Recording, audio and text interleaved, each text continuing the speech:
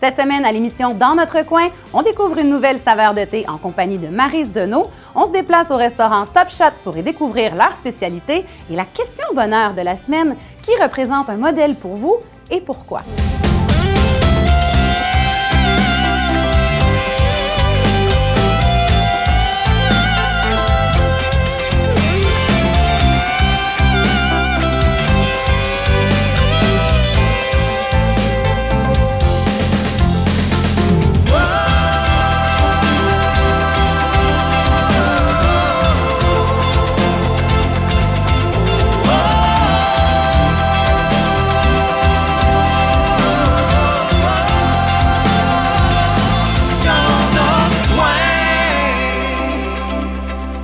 Bonjour à toutes et à tous, bienvenue à l'émission Dans notre coin. Mon nom est Josiane Binette et on commence tout de suite avec la capsule bonheur de la semaine. Andréane a demandé à ses collaborateurs qui représente un modèle pour vous et pourquoi. Voyons voir leur réponse.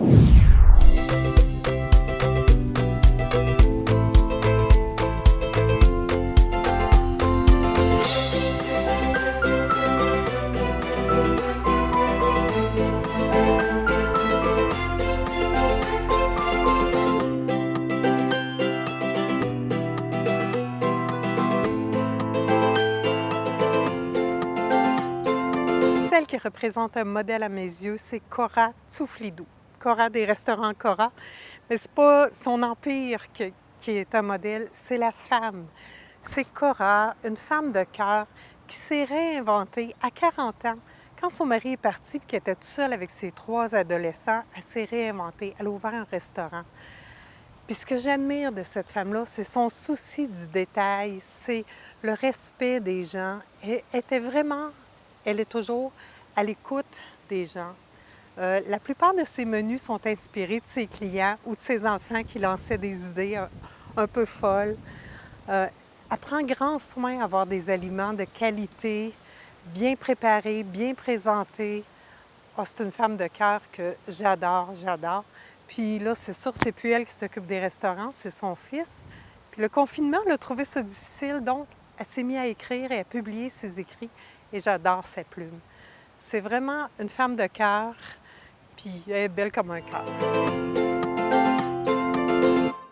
Je te dirais pas une personne. J'en connais des personnes, mais je les nommerai pas. Mais je vais te dire, pour moi, là, les modèles, c'est toutes les personnes qui ont un rêve et qui ne le lâchent pas. Jamais. Malgré tout ce que les gens peuvent dire autour, malgré que quelqu'un dise « Ah, fais pas ça. Ah, t'es pas faite pour ça. » ou « Ah non, t'es pas bon. » ou « Ah, t'es pas bonne. » Non. Regarde, on leur rêve et ne le lâchent jamais. Ça, pour moi, là, c'est un modèle. Ça m'impressionne énormément. Peut-être parce que ça rejoint le « vis ta vie », tu sais, ils vivent ce qu'eux autres veulent vraiment. Ça, quelqu'un qui ne lâche pas son rêve, là, pour moi, c'est des modèles. Moi, je trouve dernièrement, le modèle qui m'a marqué le plus, c'est vraiment Laurent Duvernay-Tardif. Premièrement, c'est un des rares Québécois qui s'est rendu dans la NFL. Puis, en plus de ça, il a étudié pour être médecin, en plus de faire son ascension vers la Ligue nationale de football. Puis, il a pris la décision d'aller travailler dans les CHSLD dernièrement. Puis, il vient de dire justement comme quoi qu'il n'était pas pour jouer sa prochaine saison de football parce qu'il voulait s'impliquer dans les hôpitaux pour la pandémie. Donc, c'est vraiment quelqu'un qui m'a marqué dans les dernières années. Qui représente un modèle pour moi? J'ai pas une personne qui représente un modèle absolu. J'ai plein de monde qui représente des modèles pour moi. Finalement, tous mes amis sont des modèles pour moi.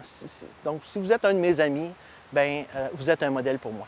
Par exemple, j'ai Bernard. Bernard qui est un modèle de persévérance et d'intelligence. Il vient tout juste de finir un cours à l'Université d'Harvard. Je trouve ça vraiment magnifique qu'il fasse ça. Mes amis Jen et Eric, c'est des modèles d'humour et de façon de voir la vie. C'est des inspirations pour moi. Ils me font rire, je les adore. Un modèle plus près de la TVC, c'est Sylvain Côté. Sylvain Côté, c'est un ami qui, depuis le début de l'adolescence, est rentré comme bénévole à la TVC et a grandi dans cet univers-là. Aujourd'hui, bien, il est encore à TVC, mais il est aussi à TVA Nouvelles. Il fait des captations vidéo pour Jean-Marc Parent. Donc, ce gars-là, il est bourré de talent. Fait que ça, pour moi, c'est un modèle de talent, finalement. Fait que Sylvain et toutes les autres, je vous aime, puis merci d'être dans ma vie. Puis si vous êtes là, bien, c'est que vous êtes précieux, puis vous êtes des modèles pour moi. Un modèle à mes yeux, pourquoi? Difficile, j'ai l'impression qu'il y a plein de monde, puis personne en même temps, c'est un peu étrange. En fait, les modèles que je voudrais suivre, c'est les gens qui s'écoutent, puis qui sont heureux, puis qui font ce qu'ils ont envie de faire, parce que je pense que tout est possible dans la vie, mais il faut que tu travailles pour. Fait que ces gens-là qui font ça sont des modèles pour moi, qui suivent leur liberté de choisir, qui assument leur choix, mais qui vont dans ce qu'ils aiment. Fait qu'il y en a plein, il y en a beaucoup des gens qui font ça, qui sont des modèles. J'ai une tante qui avait ça, cette liberté-là dans la tête. C'est beaucoup dans la tête puis dans la façon d'être. Puis pour moi, elle sera toujours un modèle, en fait, ma tante Margot. Mais c'est ça, je pense qu'il y a un paquet de gens comme ça, puis ces gens-là, pour moi, sont des modèles.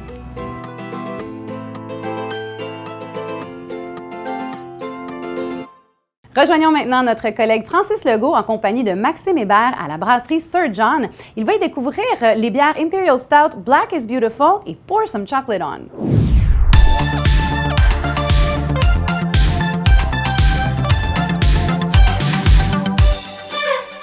Cette semaine, à la brasserie Sir John, on va parler des bières Imperial Stout avec Maxime Hébert. Bonjour Maxime. Salut mon Francis. Alors, on a deux bières ici devant nous autres. On a la Pour Some Chocolate On ainsi que Black is Beautiful. D'abord, peux-tu nous expliquer c'est quoi une Imperial Stout? Une Imperial Stout, c'est une stout qui a explosé en fait. C'est une stout là, qui est vraiment forte en alcool, c'est 10 %, c'est pour ça qu'on l'appelle impériale. Et un stout, on doit dire un stout et non une stout, donc c'est un stout impérial.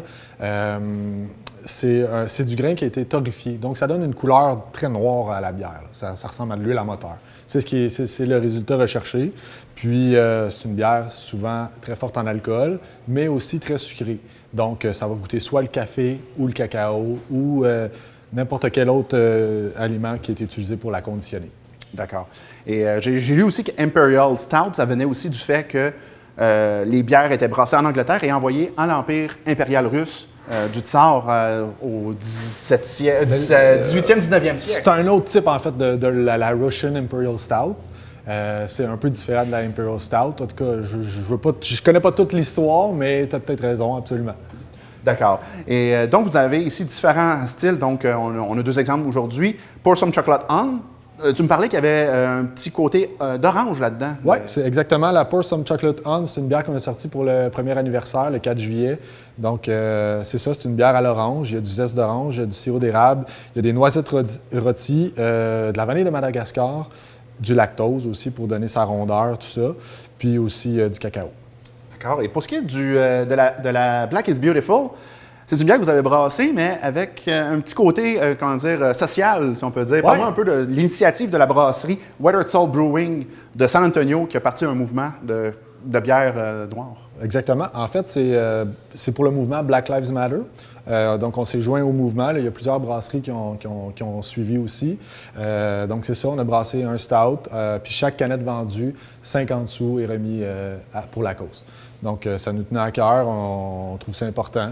Puis on a tout de suite embarqué dans le projet. D'accord. Et parle-moi un peu du taux d'alcool dans ces bières-là. C'est sûr que la Black Lives, pas Black Matter, mais plutôt la Black is Beautiful, c'est une bière que vous allez produire seulement une seule fois. Donc, on ne sait pas au moment de la diffusion de la chronique s'il va en rester. Par contre, pour Some Chocolate On, vous allez continuer à la brasser. Donc, parle-moi un peu plus de celle-ci. Quel est le pourcentage d'alcool dedans? Oui, bien, la Pour Some Chocolate On est à 10 %. La plupart de nos stouts se situent dans ce niveau-là, à 10 %. C'est des bières très relevées, très sucrées. Comme la Black is Beautiful, on a mis du coconut dedans. Donc, c'est vraiment une bière qui goûte le coconut. C'est subtil, mais c'est quand même là. Puis, il y a aussi des pacanes rôties. Donc, tu sais, il y a souvent une note de noix, noisettes, pacanes, amandes grillées. Amandes grillées, c'était surtout dans la cantuccini. Ça, c'est une autre bière qu'on avait fait. C'était pour rendre hommage au biscuit italien, le cantuccini, le biscotti. Donc, c'est ça. Puis, les stouts, on a aussi la première qu'on avait sortie, la 1201, qui est une stout vraiment plus café, donc très amère côté café. C'est ça. Fait qu'on varie tout ça. Puis la beauté de la chose avec ce type de bière-là, c'est qu'on peut les mettre en baril pour les faire vieillir. Donc on l'a fait seulement une fois jusqu'à maintenant avec la 1201 qu'on a fait vieillir dans un fût de Bourbon pendant 5 mois. Donc ça donne une bière là, encore plus relevée, qui a un petit côté Bourbon. Donc c'est tout plus complexe, la saveur est plus complexe. Avec une bière aussi forte en alcool, aussi sucrée, est-ce que tu peux faire un accord bière-mets? Bien, personnellement, j'ai jamais essayé de la prendre en soupant ou en mangeant. Je la prends pas mal plus en dessert. Je trouve que c'est une bière qui est sucrée, ça s'adapte bien, c'est un digestif assez fort en alcool. Je trouve que ça termine bien une soirée. Parfait, donc on va pouvoir passer à la dégustation. Absolument.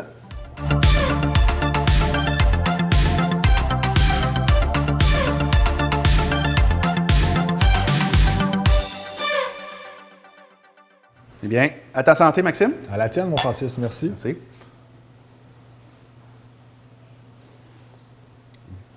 Déjà, on goûte beaucoup la torréfaction, oui, avec le café, un petit goût chocolaté aussi. Au nez, aussi, on le sent beaucoup. L'orange, beaucoup. L'orange, effectivement, au nez, là, est très présent. Au goût, plus subtil. Mais effectivement, le café, là, il est très présent. Merci beaucoup, Maxime. Merci, Francis. Au plaisir. Alors que je vous rappelle encore une fois que les bières Sir John varient d'une semaine à l'autre. Donc, avant de vous présenter pour pouvoir vous procurer votre bière préférée, visitez le site web de la brasserie Sir John ou appelez directement à la brasserie pour connaître les disponibilités.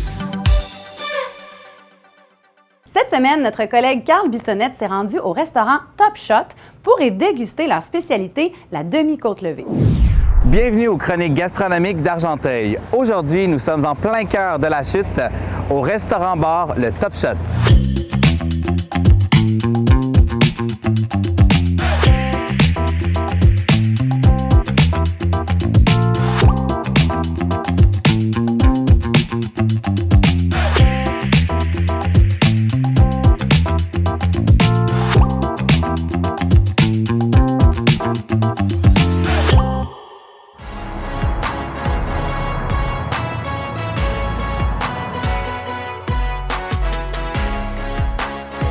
Bonjour, je suis présentement avec le propriétaire du Top Shot, Georges Aranetis. Bonjour. Bonjour. Ça va bien? Ça va très bien, merci. Merci beaucoup de nous recevoir. Alors nous, on est très curieux. On veut savoir comment ça, c'est quoi l'historique ici du Top Shot? Le Top Shot, il avait commencé je pense que ça fait 24 ans, mais avant, c'était dans une autre... place, c'était sur la rue Bethany, puis c'était juste une bar. Puis après 2 ans, je pense qu'ils ont déménagé ici, puis ça est devenu plus un resto-bar que bar. Au commencement, c'était plus une place pour jouer au billard, puis un resto en même temps. Mais avec les années, ça a évolué, puis aujourd'hui, c'est un resto-bar, puis on fait des spectacles. Très populaire, très populaire ici à la chute. Hein? Et sinon, j'ai vu, vous avez aussi une salle de spectacle. C'était quoi le concept, justement, du resto avec le spectacle? C'est quelque chose qui a commencé à évoluer avant que moi et mon frère ont acheté le commerce. Mais avec les années, c'est devenu une plus grande partie de notre business. Puis c'est quelque chose que... je pense que ça amène quelque chose de différent que les autres resto-bars n'ont pas. Puis, c'est quand même unique ici à la chute. Là. On a un restaurant, un bar et une salle de spectacle en même place. Ouais. C'est comme 3 business en une, 3 commerces dans une place. Puis c'est mon côté favori, c'est le spectacle. J'aime ça voir des spectacles. Fait qu'on va goûter à ce plat. C'est quoi aujourd'hui qu'on va goûter comme plat principal? C'est la spécialité, c'est les côtes levées. Alors, je vais goûter les côtes levées pour vous. Puis aussi une steak d'entrecôte. Présentement, on est en train de changer les steaks qu'on offre. C'est d'une très bonne qualité. Avant, c'était du 3A. Aujourd'hui, c'est une qualité supérieure à 3A. C'est vraiment des steaks que tu vas trouver seulement dans des bons steakhouse. Alors, on va goûter à 2 plats. Bien, monsieur ici à Ronitis va goûter le steak et moi, je vais goûter les côtes levées. Alors, vous allez pouvoir voir les 2 plats aujourd'hui. Ça va être génial. J'ai très hâte d'y goûter. Hein?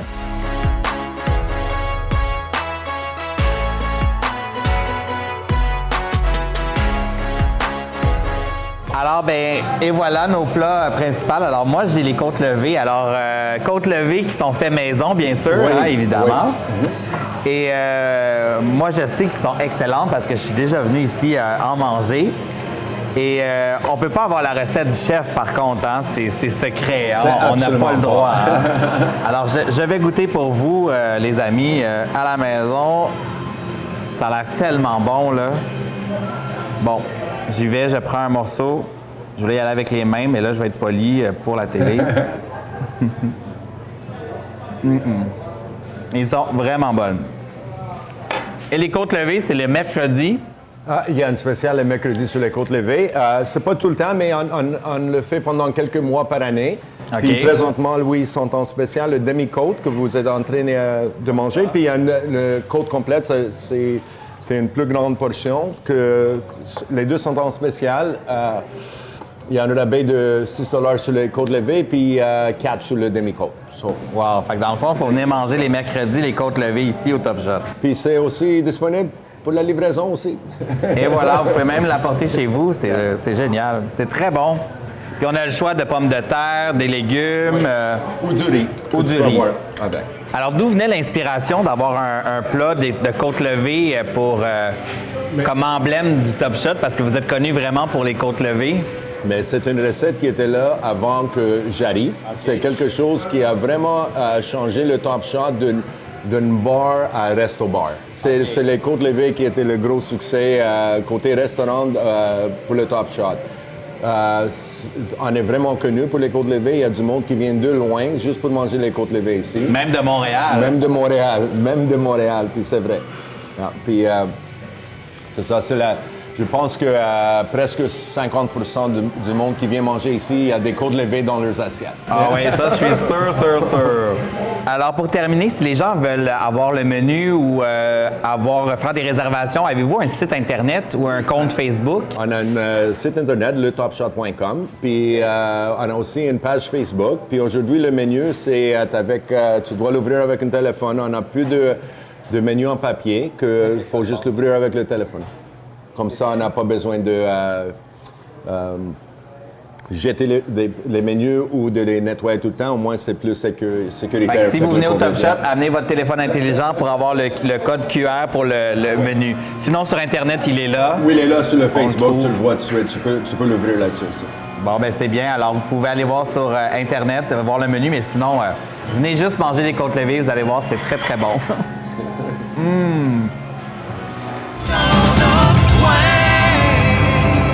C'est le moment d'aller rejoindre notre collègue Élise en compagnie de Maryse Deneau et de découvrir une nouvelle saveur de thé.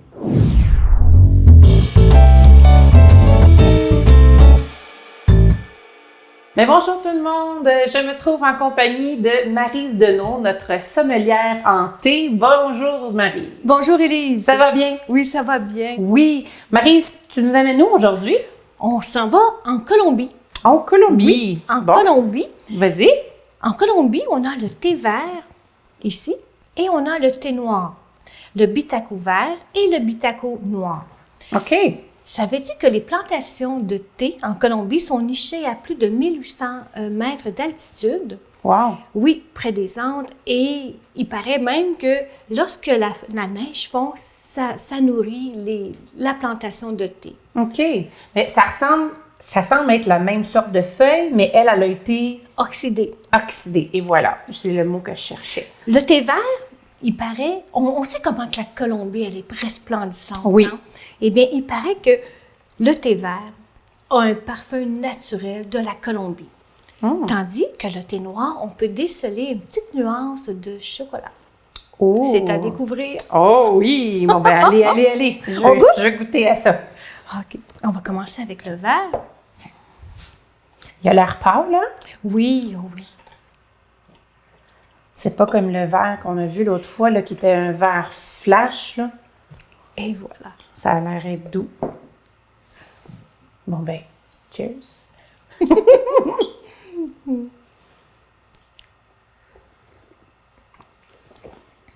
Oh mon Dieu, c'est doux. C'est très C'est doux, mais j'ai l'impression de sentir un petit goût de menthe. Est-ce que je me trompe? On dirait une petite fraîcheur, là. Fraîcheur, ça doit un être. peu végétal, mais c'est vraiment doux à comparer des autres qu'on a déjà goûtés. Hein? Mhm. Je gage que celui-là, si tu le laisses longtemps, il ne doit même pas devenir amer. Oh, tout l'été devient amer. Ah oui, hein? Mais il a de l'air tellement léger. Mais non, il n'est pas amer du tout. Puis c'est très frais. J'aime ça. Mais j'adore le chocolat. Alors, Oui, ça, c'est à découvrir. ben vraiment. Dans le thé noir de la Colombie, le Bitaco noir, il y a différents grades. OK. D'accord? Ça, c'est important à savoir. OK. Alors, regarde la jolie couleur. Ben oui. C'est ambré. Vraiment.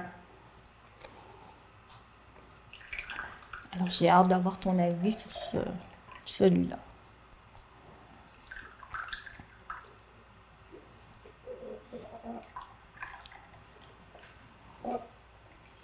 Hop. Et voilà.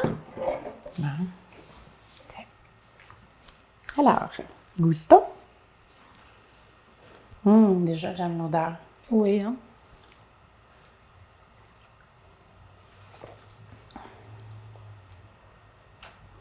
Oui, mais c'est doux. C'est beaucoup plus doux que C'est- l'autre thé noir qu'on a déjà goûté. Oui. Il est maltais. Mhm. Est-ce que tu décèles une petite nuance de chocolat? De cacao? Oui, quand... je sais pas comment on explique ça, mais tu sais, quand on expire, après avoir pris la gorgée, là, on la sent monter au palais. Exact. Je suis pas bonne pour m'exprimer C'est- dans ça, là, dans ces sens-là, mais c'est... Oui, C'est je le sens. réconfortant, c'est velouté aussi, hein? Ah, c'est bon! Génial. C'est vraiment Comment bon. tu as dit que ça s'appelle, les C'est Bitaco? le Bitaco vert Bitaco. de la Colombie et le Bitaco noir de la Colombie. Bon, puis qui goûte le chocolat. Et une fois séché, une Oui. fois qu'on a infusé le thé, on peut faire autre chose avec le thé. Au lieu Ben de oui. le jeter, Oui. et justement, j'ai apporté un exemple. Ici, c'est le thé qui a été séché. OK.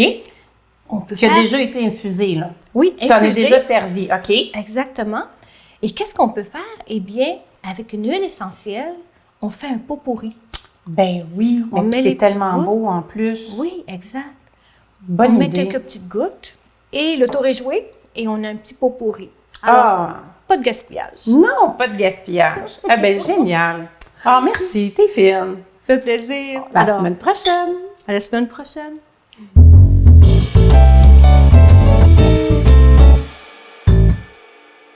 Rejoignons maintenant notre collègue André Coupal pour la capsule linguistique. Bonjour et bienvenue à la capsule linguistique. Mon nom est André Coupal. Je ne suis pas linguiste ni professeur. Je suis juste quelqu'un qui s'intéresse à la langue française. On a des belles images au Québec, des belles expressions, et je m'intéresse à découvrir d'où elles viennent. Alors, j'ai fait un petit peu de recherche et je vais partager ça avec vous. C'est une capsule sans prétention. Il y a beaucoup de choses qui sont conditionnelles parce qu'il y a beaucoup d'explications et c'est parfois difficile de savoir qu'est-ce qui est juste et qu'est-ce qui est faux.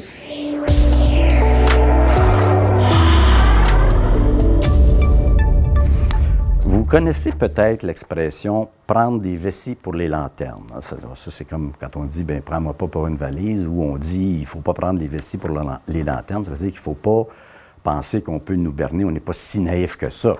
Le gouvernement peut nous dire quelque chose, puis on va dire « il ne faut pas prendre des vessies pour les lanternes ». Ça veut dire qu'on ne croit pas nécessairement ce qu'on nous dit.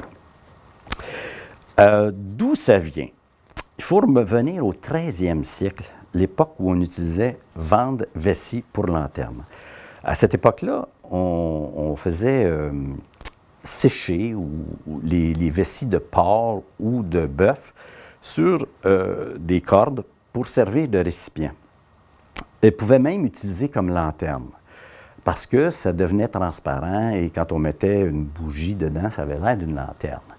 Maintenant, une lanterne, ça coûtait beaucoup plus cher qu'une vessie. Alors, on a essayé de vendre des vessies pour des lanternes. On a un peu roulé les gens en faisant ça. Et donc, l'expression viendrait de là. Il ne faut pas prendre des vessies pour des lanternes. Donc, tu ne me passeras pas une vessie alors que je veux acheter une lanterne.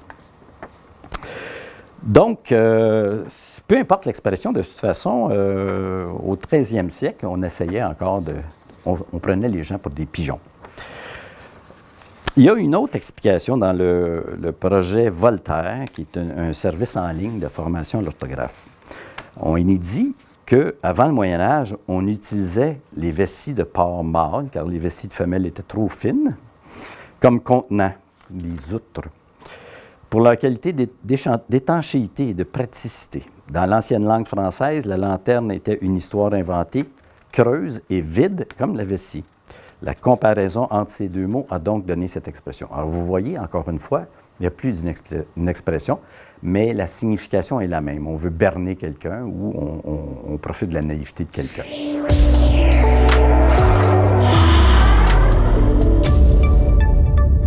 L'expression « là où le bas blesse », on a souvent pensé que c'était un bas qu'on met dans notre pied, qui nous blessait, mais non, c'est pas ça. Le bas, quand on dit « là où le bas blesse », c'est B-A, accent circonflexe, T.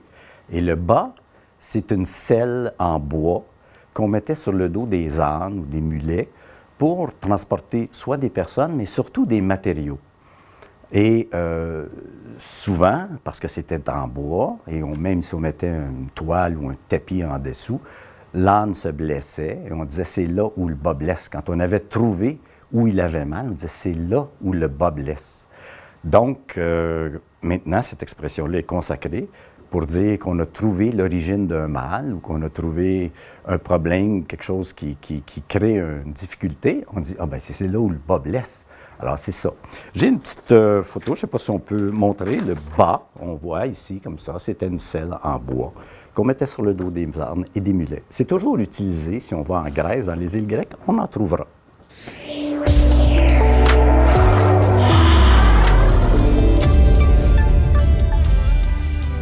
C'est tout pour cette émission de Dans notre coin. Retrouvez-nous la semaine prochaine pour de nouvelles capsules.